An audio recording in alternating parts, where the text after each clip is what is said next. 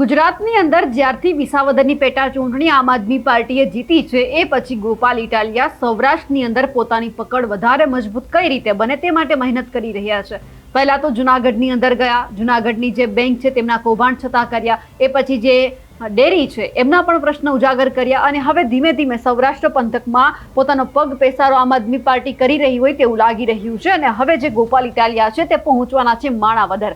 ખાસ કરીને માણાવદરની અંદર લગભગ 2 થી 3 વર્ષથી એક વાત ચાલે છે રિવરફ્રન્ટની, તે ક્યાંક ધૂળ ખાય છે, તેમનું કંઈ કામકાજ કરવામાં નથી આવ્યું અને આ તમામ બાબતે હવે એવું લાગી રહ્યું છે કે ગોપાલ ઇટાલિયા મેદાનમાં આવવાના છે। પરંતુ અત્યારે રજૂઆત ખાલી ગોપાલ ઇટાલિયાએ નથી કરી, એ આવીને કરે પહેલા જ આમ આદમી પાર્ટીના અને ખાસ કરીને ગોપાલ ઇટાલિયા પછીના જે નેતા આવી રહ્યા છે પ્રવીણ રામ, તેમણે કરી છે। પણ હવે આ બાબત આખી સમજવી છે કે કેમ આ બધું અત્યારે થઈ રહ્યું છે। નમસ્કાર, આપ જોઈ રહ્યા છો નિર્ભય ન્યૂઝ અને હું છું આપની સાથે રિદ્ધિ।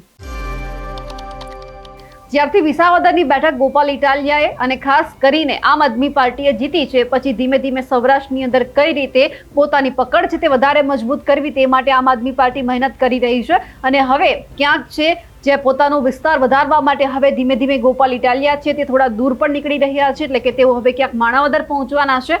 અને પહેલા જ ગોપાલ ઇટાલિયા જ્યારે માણાવદરમાં પહોંચે, લોકો સાથે વાતચીત કરે પહેલા જ જે પ્રવીણ રામ છે તે પહોંચ્યા છે માણાવદર રિવરફ્રન્ટ પર। આગામી દિવસોની અંદર ધારાસભ્ય ગોપાલ ઇટાલિયાની આગેવાનીમાં એક સભા યોજાવાની છે, એમના જ ભાગરૂપે કે ત્યાં તૈયારી કેવી થઈ રહી છે એ તમામ કામને લઈને પ્રવીણ રામ પહોંચ્યા હતા અને અત્યારે મુદ્દો ઉઠાવવામાં આવ્યો છે રિવરફ્રન્ટનો। રિવરફ્રન્ટ છેલ્લા 3 વર્ષથી રણીધણી વિનાનો છે, ધૂળ ખાય છે તેવા આક્ષેપ થઈ રહ્યા છે।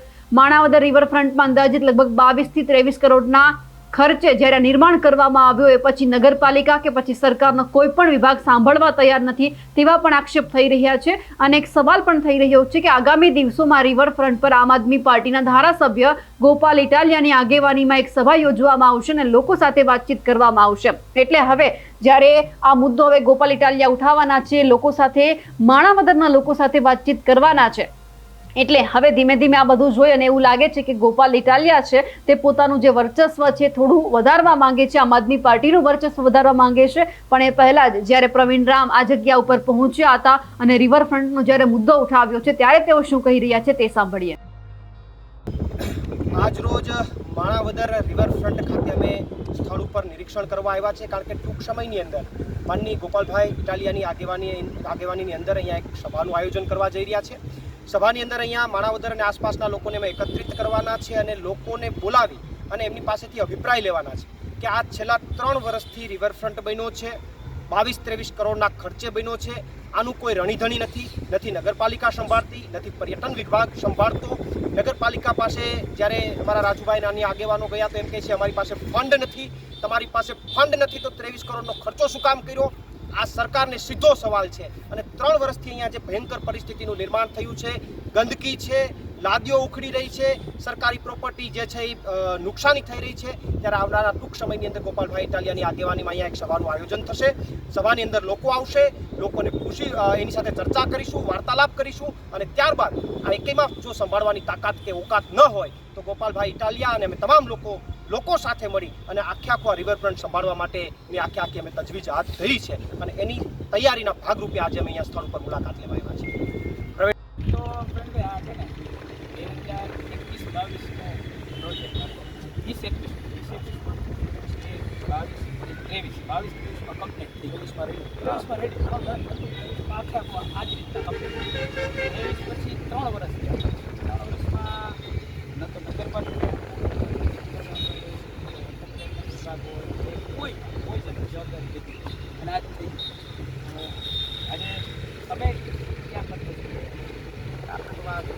નિરીક્ષણ આપણે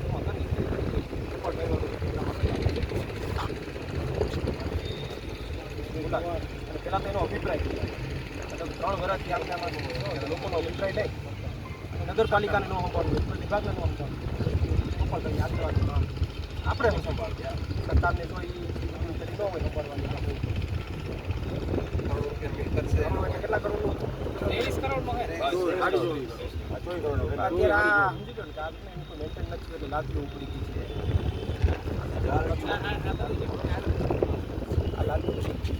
તો અહીંયા આપણે આ